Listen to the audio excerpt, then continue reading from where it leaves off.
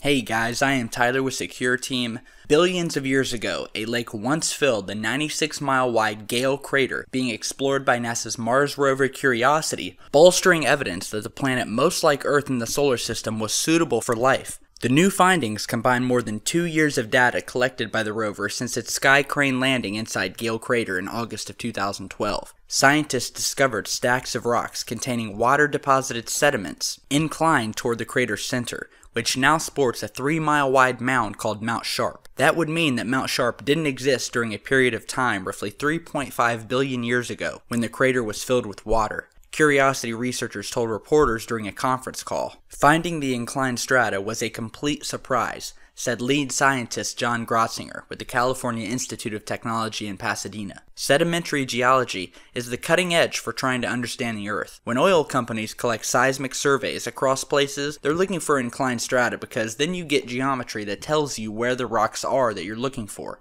Shortly after landing, Curiosity found that Mars once had the chemical ingredients and the environmental conditions needed to support life, fulfilling the primary goal of its mission. The rover then began driving toward Mount Sharp to look for other habitable niches and learn if life-friendly environments actually existed long enough for life to evolve. A complicated question since scientists don't even know how long it took for life to form on Earth. The size of the lake in Gale crater and the length of time and series that the water was showing up implies that there may have been sufficient time for life to get going and thrive, said the Mars Exploration Program scientist Michael Meyer. The new studies, which have not yet been published, point to a series of wet and dry times at Gale crater, challenging a previously held notion that Mars' period of warm climate was early and relatively short-lived. All of that driving we did just didn't get us to Mount Sharp. It gave us the context to appreciate Mount Sharp, Grotzinger said of the rover, which has traveled around 5 miles since landing in 2012. Why the 3-mile-high Mount Sharp sits in the middle of Gale crater has been a puzzle for researchers. The rock layers, which alternate between river, lake, and wind deposits, indicate the repeated filling and evaporation of a Martian lake that was much larger and longer lasting than any previously examined. We are making headway in solving the mystery of Mount Sharp. Where there's now a mountain, there may have once been a series of large lakes. Curiosity is currently studying a section of rock 500 feet high called the Murray Formation, which contains the lowest sedimentary layers of Mount Sharp. Rivers carry sand and silt to the lake,